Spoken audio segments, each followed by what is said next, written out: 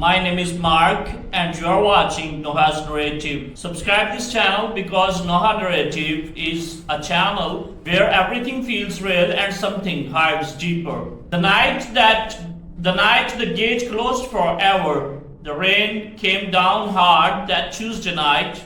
It hit the pavement like it was angry at something. Carolette stood outside the tall iron gate of the house she had lived in for 11 years. Her coat was soaking, her hair pressed flat against her face. In one hand, she held a small blue bag. In the other hand, she held her daughter. 7-year-old Rose pressed her face into her mother's shoulder. She was shivering. Her small shoes were already wet through. "Mama," Rose whispered, "are we going back inside soon?" Charlotte looked at the gate. She had walked through that gate every day for 11 years. She had planted roses near the front steps. She had painted the kitchen walls yellow. She had made that house a home. Tonight, the gate was locked from the inside. Just 15 minutes earlier, her husband Victor had placed her small bag on the front step. He did it the way a person sets down something they no longer want, calmly, without feeling. "You need to leave," he said. Charlotte had laughed at first. She thought he was tired or angry about something at work. Victor had a short temper sometimes, but he did not laugh back. Behind him stood a woman named Gloria. She had sharp red nails and a silver dress that caught the light. She leaned against the wall with the easy comfort of someone who had already decided the place was hers. "Victor," Charlotte said slowly, "what is this?" "It is what it looks like," he replied. Charlotte looked at Gloria, then back at Victor. Something cold moved through her chest. "This is my home," she said. Victor tilted his head. "Not anymore." Rose had come downstairs at the sound of voices.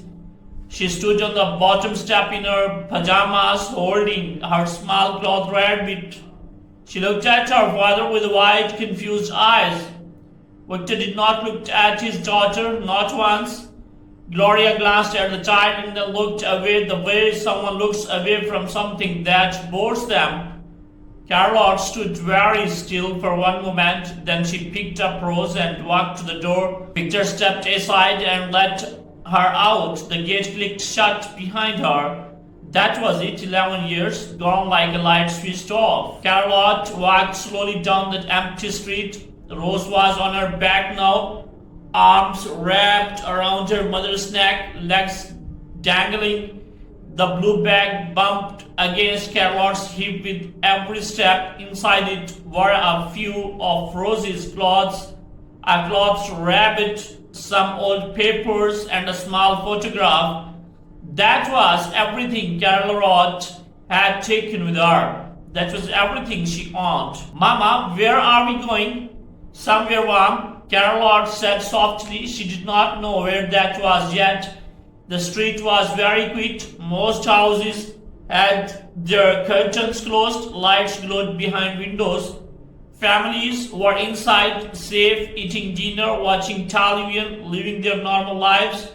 Nobody knew a woman and her child were walking through the rain with nowhere to go. Charlotte kept her eyes forward. She told herself to breathe. She told herself to stay calm for Rose. She kept walking. Then headlights appeared ahead. A car turned the corner slowly. It was large and black, moving with quick ease, the way expensive things move. It slowed when it reached Charlotte, then it stopped. The window came down. A man sat in the back seat. He looked to be in his late 30s.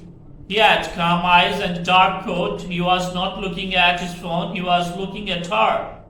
"Are you all right?" he asked. "We are fine," Charlotte said quietly. Rose lifted her head from her mother's shoulder. "My mama got thrown out of our house," she said clearly. Charlotte closed her eyes for 1 second. Then the man in the car looked at the child, then at Charlotte, then at the small bag dripping in the rain. "My name is Sebastian Hartwell," he said. Charlotte recognized that name. Everyone in the city did. Sebastian Hartwell. The man who owned Hartwell Group, 3 towers in the city center, had his name on them. His face appeared in business magazines. He was known for being quite private and extraordinarily wealthy. He was also sitting in the car in the rain talking to her. "You should not be out there," he said simply. "Either of you." Charlotte shook her head. "We will manage." "Get it?" Sebastian said, "I'm not asking you to trust me. I'm asking you to let your daughter sit somewhere dry." Rose shivered again. Charlotte felt it. She looked at Sebastian one more time. His eyes were calm, not angry, not strained, just steady. She got in. The inside of the car was warm and silent. Rose pressed her small hands against the leather seat and looked around with huge eyes. Charlotte sat stiff and straight, back on her lap, watching the road. Sebastian did not ask many questions. He told his driver to take them to the guest house on his property. Charlotte started to protest. He simply said, "One night, that is all." 20 minutes later, the car pressed through large gates. A housekeeper named Mistress Ford met them at the door. She brought warm towels and hot soup without being asked. Rose fell asleep within the hour, tucked under a clean white blanket, cloth rabbit under her arm. Charlotte sat beside the bed and let out a slow breath. For the first time since the gate had closed, she felt her hands stop shaking. Then she heard a knock. She opened the door. Sebastian stood there. In his hand was a piece of paper. His face had changed. The calm was still there, but underneath it was something else. Tension, like a man who just seen something he did not expect. "This fell from your bag," he said. Charlotte looked at the paper. It was an old hospital document. Rose's birth record from years ago. "Thank you," she said, reaching for it. Sebastian did not hand it over immediately. "Charlotte," he said carefully, "where exactly was your daughter born?" She frowned. "Betrayal Hospital." "Why?" Sebastian looked at the document again. Something moved behind his eyes, something serious, because he said quietly, "According to this record, the child born in that room on that night did not survive." Charlotte fell to the floor, shift beneath her feet. "That is not possible," she whispered. "Rose is right there." Sebastian nodded slowly. I know, he said. "That is exactly what worries me." The secret hidden in the paper. The night felt heavier after Sebastian said those words. Charlotte stood in the doorway for a long moment. She looked back at Rose sleeping peacefully under the white blanket. Then she looked at the birth record in Sebastian's hand. Her mind refused to accept what she had just heard. "You are wrong," she said quickly. "That paper is Rose's birth record. It was there. I held her the same day she was born." Sebastian nodded. He was not arguing. His voice stayed even and calm. "I believe you," he said, "but I need to show you something. Come with me for a few minutes." Charlotte hesitated. Then she asked Mistress Ford to sit near Rose's room. She followed Sebastian down a long hallway into a small study. The room was neat and warm. A lamp glowed on the desk. Thomas, Sebastian's assistant, was already seated at a laptop. He was a thin man with round glasses and careful way of moving. Sebastian placed the birth record on the desk. "Thomas found something tonight," he said. Thomas turned the laptop screen toward the Charlotte. On it was a scanned hospital file. Old. The address looked yellowed even in the digital copy. "This is the intake record from Goodwell Hospital for the night of your daughter's birth," Thomas said. He pointed to a line near the bottom. "2 babies were born in that ward within the same hour. One belonged to you, the other belonged to a woman named Catherine Fan." Charlotte read the name slowly. Fan. Thomas nodded. "Wife of Judge Harold Fan." Charlotte knew that name. Everyone in the city knew Judge Harold Fan. He was a senior court judge with enormous influence. His photograph appeared in newspapers beside politicians and important men. He was respected. He was feared. "What happened to Catherine Fan's baby?" Charlotte asked. Thomas was quiet for a moment. Then he pointed to another line on the screen. Carol read it, her throat tightened. The record stated that Catherine's Fan's baby had not survived the night. Charlotte sat down slowly in the chair beside the desk, her hands pressed flat on her knees. So both records say a baby died, she said. Yes, Thomas replied, but only one baby actually went home. Sebastian crossed his arms. His voice was careful and steady. Someone changed a record or created one. One of those two babies was given the wrong identity, and the other was declared dead. Charlotte looked at the ceiling for a moment. She breathed slowly. You are telling me that either Rose is not my biological daughter, she said, or she's not the judge's biological doctor, but she cannot be both. Correct, Sebastian said. Charlotte stood up again. She shook her head. I do not care about biological Roses, my child. I raised her. I loved her. Nobody is taking her. Sebastian looked at her steadily. Nobody is taking her, he agreed, but the truth matters here, because if this was not a mistake, then someone did this deliberately, and that person may already know what we are looking at. Charlotte felt a cold feeling settle in her stomach. Victor, she said softly. Sebastian did not answer immediately. He walked to the other side of the desk and picked up a second file. He placed it in front of her without saying a word. Charlotte opened it. Inside were financial records, bank transfers, old ones dated from around the time Rose was born. The transfers went from a private account to an unnamed recipient connected to the Goodwell Hospital. A nurse on the maternity ward that night had received a payment, a large one, and 3 weeks after that payment was made, the nurse left her job.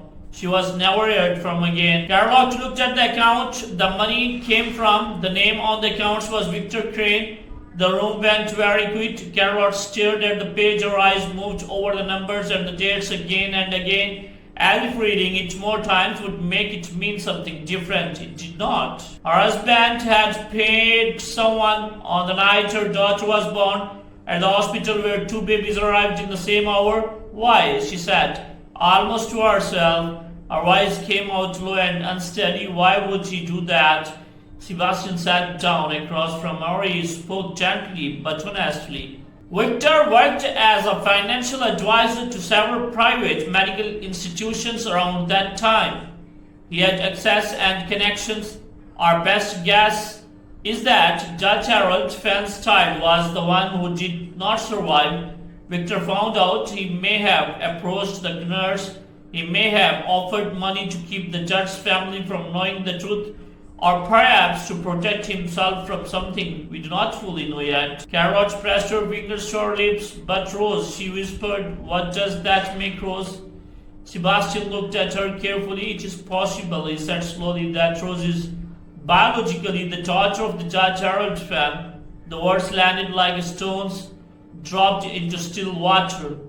Carol did not cry. She sat very straight in the chair and breathed. Her eyes were bright, but her jaw was set firm. She's still my daughter, she said. Yes, Sebastian said firmly. She's. Then Thomas looked up from the laptop. His expression had shifted.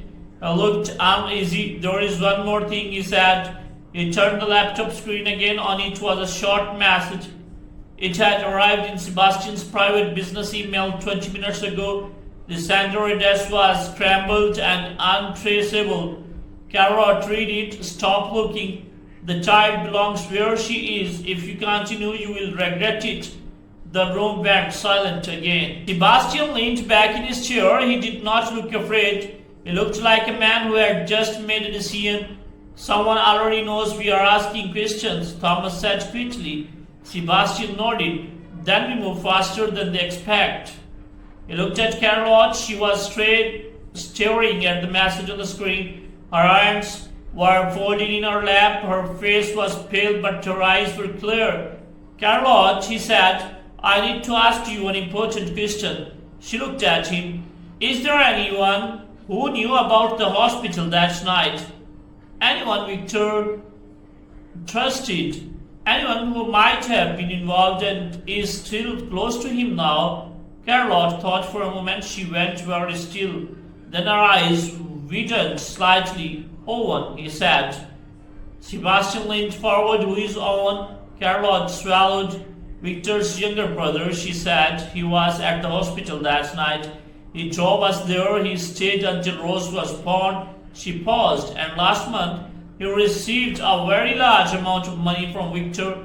I saw the transfer by accident on Victor's laptop. I did not think anything of it then. Thomas was already typing. Sebastian kept his eyes on Charlotte. Something told him they had just found the thread that, when pulled, would unravel everything. Outside the window, the city was dark and sleeping, but inside that quiet study, the truth was beginning to breathe. And somewhere across town, a light was still on in Victor Crane's house, and in the room next to his, a phone buzzed with a message that made him stand up very fast. They know about the nurse. Victor read those 4 words 3 times. Then he sat down slowly on the edge of his bed. His face had gone the color of old paper. For the first time since it threw Charlotte out into the rain, Victor Crane was afraid. The truth that breaks everything. 3 days passed quickly at the Hartwell estate. Rose had made friends with the garden. Every morning she walked barefoot across the soft grass, collecting small stones and arranging them in patterns near the fountain. Mrs. Ford gave her warm biscuits at breakfast.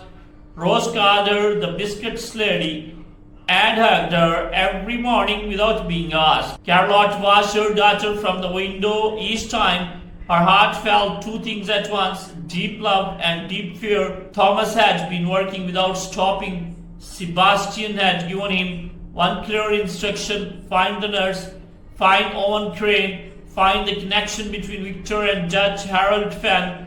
Do it quickly and do it fast. On the 3rd morning, Thomas walked into the study with a thick folder and a tired face.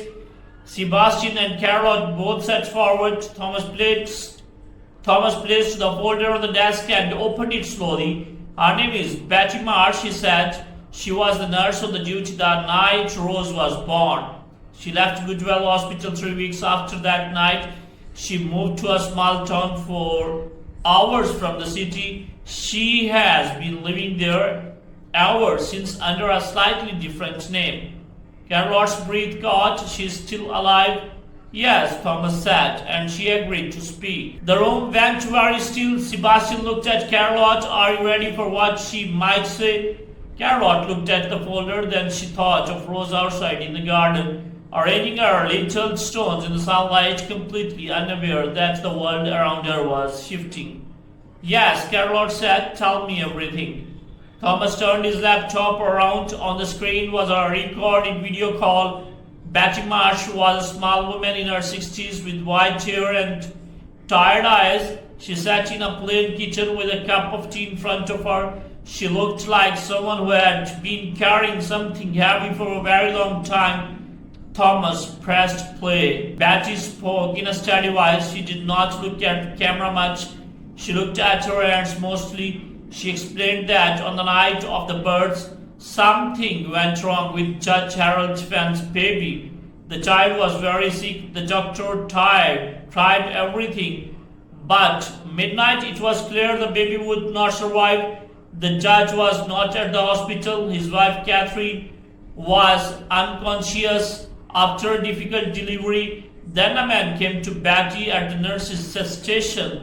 Victor Crane. He spoke to her quickly. He told her he represented certain important interests. He told her the judge could never know his child had died. He said it would cause political problems, dangerous problems. He said there was another baby, a healthy girl, born the same night. He said the mother of that baby was a simple woman with no connections and no power. He said nobody would ever notice. Betty stopped speaking for a moment in the recording. She pressed her lips together. Then she said she was ashamed. She said she had needed money badly that year. Her mother was ill. Her rent was overdue. She said Victor Crane placed an envelope on the nurse's station counter and walked away without looking back. She switched the records, she falsified the documents. She went home that night and did not sleep for 3 weeks.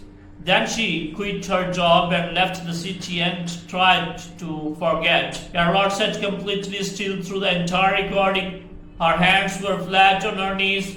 Her face was unreadable. When the recording ended, nobody spoke for a moment. Then Charlotte said very quickly, "So Rose is my daughter, biologically, she always was." Thomas nodded. Yes, the baby that Judge Fan's family was told died was in fact Rose. Your Rose. Victor switched the records to give the Fan family a healthy child and protect the judge from a painful truth. He thought he was doing something clever, something that would earn him favor with a powerful man. Charlotte closed her eyes. Everything she had felt for the past 3 days settled into one clear and burning feeling. Not sadness, not confusion, anger. Clean and quick and very strong. She opened her eyes. "What is Victor now?" she asked. Sebastian's expression was serious. His business has been collapsing. 4 contracts cancelled in 1 week. His bank accounts are being reviewed. Owen Crane disappeared 2 days ago. Victor has been making phone calls to lawyers all morning. Charlotte looked at Sebastian carefully. "Did you do that?" "The contracts, the bank reviews." Sebastian met her eyes. He did not answer directly, but something in his face told her everything. "You did not have to do that," she said. "I know," he replied simply. A silence passed between them, not uncomfortable, something else. Then Charlotte stood up. She smoothed her jacket and lifted her chin. "I want to speak to Judge Harold Fan myself," she said. Sebastian looked at her carefully. "That could be dangerous. He's powerful." "So is the truth," Charlotte said. Sebastian studied her face for a long moment. Then he nodded. 2 hours later, a car pulled up outside the Judge Harold Fan's private residence. Charlotte stepped out first. Sebastian walked beside her. Thomas stayed in the car with a full folder of evidence. The judge met them in his front sitting room. He was a tall man with silver hair and careful eyes. He looked at Charlotte with no recognition. Why would he? He had never met her. He did not know her name. He did not know she existed. But she knew everything about him now. Charlotte sat down across from him. She placed a single document on the table between them. Rose's original birth record, the real one, with Charlotte's name and the correct information that Betty Marsh had confirmed in her recording. The judge looked at it. His expression shifted slowly like a man watching something he buried long ago rise back to the surface. "My daughter is alive," Charlotte said. Her voice was calm and clear. "She has always been alive. She has been with me this whole time. Your real child did not survive that night. I'm sorry for that loss. Truly, but nobody had the right to take my daughters from me, and nobody has the right to take her now." Judge Fan sat very still. He looked at the document for a long time. Then he looked up at Charlotte. Something in his expression broke open slowly. Not anger, grief, old grief that had been locked in a box for 7 years. "I was told she died," he said. His voice was rough. "I know," Charlotte said. "You were lied to. So was I, by the same man." The judge looked at Sebastian, then back at Charlotte. There was a long silence. Then Judge Harold Fan said something that Charlotte had not expected. "What do you need from me?" Charlotte felt something loosen in her chest. "I need you to sign a legal statement confirming that you accept the hospital records as fraudulent. I need Victor Crane to face what he did, and I need my daughter to never be at risk again." The judge looked at the document one more time. Then he reached for a pen. He signed it without hesitation. That evening, Victor Crane received a visit from 2 police officers. Owen Crane had been located and had already given a full statement in exchange for reduced charges. Betty Marsh's record testimony was submitted to the court. The financial records showing Victor's payment to the nurse were entered as evidence. Victor sat in an interview room with his lawyer and a face full of shock. He had spent 11 years believing he had done something brilliant, something that earned him powerful friends.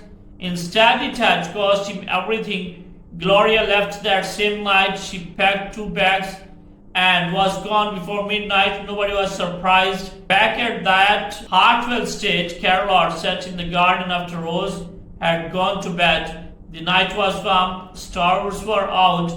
The fountain made a soft sound. Nearby, Sebastian came and sat beside her. They did not speak for a while. They did not need to. Then Rose's voice floated out from the upstairs window. Mama, the moon is really big tonight.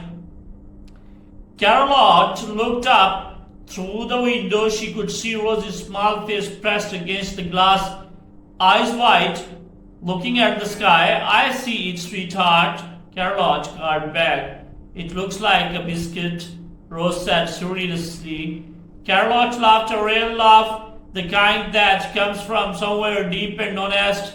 Sebastian smiled beside her, a quick smile, the kind that means more than loud ones. Carolot looked at the sky for a moment, then she looked at Sebastian. Thank you, she said, for stopping that night, for not driving past. Sebastian was quiet for a moment. I almost did, he admitted, but something made me slow down. Carolot nodded slowly. She thought about that, about how one small decision on a rainy night had changed the direction of everything. Rose called from the window again. Mama, can the biscuit lady make me a moon-shaped biscuit tomorrow?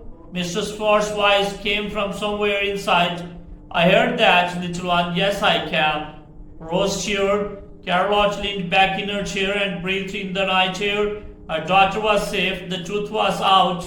The weight she had carried since that rainy night and the iron gate was gone. She was still standing, and for the first time in a very long time she felt like herself again. Thank you.